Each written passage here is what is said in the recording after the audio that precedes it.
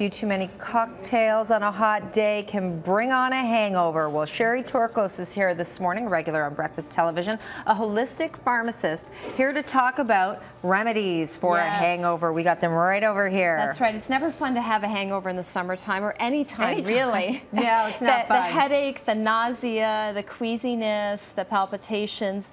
It can really last for more than one. Yeah, more than it can a day. last for days. It can last for a week, and it can really put a damper on your vacation or your festivities. So prevention is really key. And aside from the fact not drinking alcohol is the best way to prevent a hangover, reality is people want to have fun, have a few drinks, but we don't want to feel sick the next day.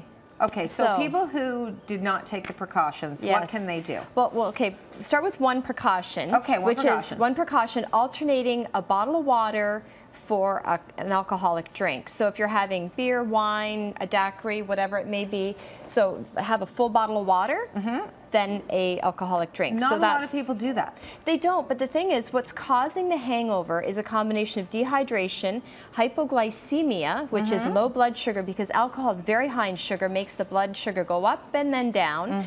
So you've got those two things, plus the toxic byproducts of alcohol metabolism. One is acetaldehyde, which really is toxic to your brain and to your liver. So you want to address those three things. So in terms of hydration, drink lots of water. Second, to prevent the hypoglycemia, eat.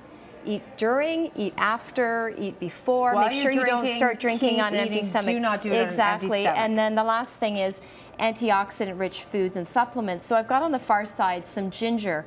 Now, ginger is great for nausea, so you can have that before you go to bed at night, or you can have it next thing in the morning. Ginger ale that has real ginger in it, also ginger tea. You can make your own with fresh ginger root. When you're drinking, maybe you should have rye and ginger then. Now, there's a good combination. Exactly. Just a thought. Also, you know, that's the tea that has the ginger in it.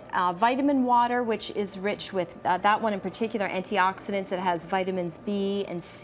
Vitamins are good for a hangover. Yes, they do help. The antioxidants help to quench the free radicals that are infiltrating your body and your brain and causing some of those negative effects.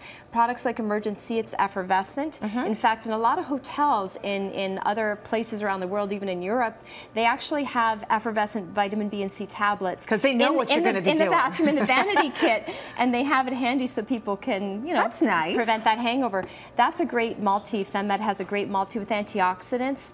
That's one of my top picks. A lot of antioxidants, and again, take that before and also the next day to help. And a banana. A banana, yeah, I've heard this. Yeah, rich in potassium and also different vitamins and minerals. So if your stomach is really queasy before you go to bed at night, you don't want to go to bed on an empty stomach, but that would be something that's easy to digest, provides that potassium, so helps with the dehydration. Let's just talk about hydration in general, especially for our children. We want to keep them hydrated all summer long, especially during this weather. So you got some stuff here. Some foods that are rich in water, have a lot of water content. Of course, melons. So you've got your watermelon, your cantaloupe, citrus fruit, cucumbers, all of your leafy greens, celery, and also encourage kids to drink lots of water. Kids often don't think to drink unless you remind them. And how much really should we be consuming? That's the big question. Is it 8 8-ounce glasses a day?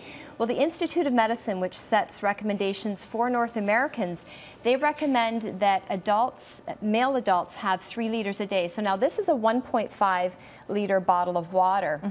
So for guys, you need to have 2 of these a day. Wow. Okay, that's a fair bit of water, and I would say most, actually, Nestle Water did a survey recently. They found that only 19% of Canadians are making an effort to stay hydrated.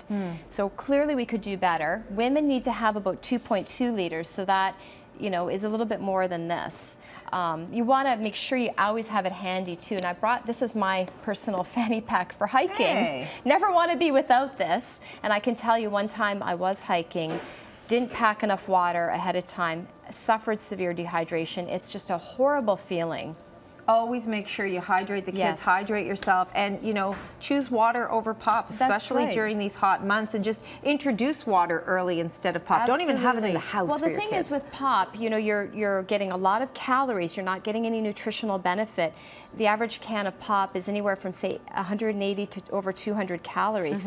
That can really add up, and with all of us, you know, struggling with weight, kids in particular, we want to do what we can to, you know, keep calorie intake at bay. Right. Healthier beverage choices, so water is definitely one of those choices. Thank you, Sherry. Always good information. SherryTorkos.com for more information. Of course, we'll have that on breakfasttelevision.ca as well. Thank you so much for those great tips. Thanks for having me. All right.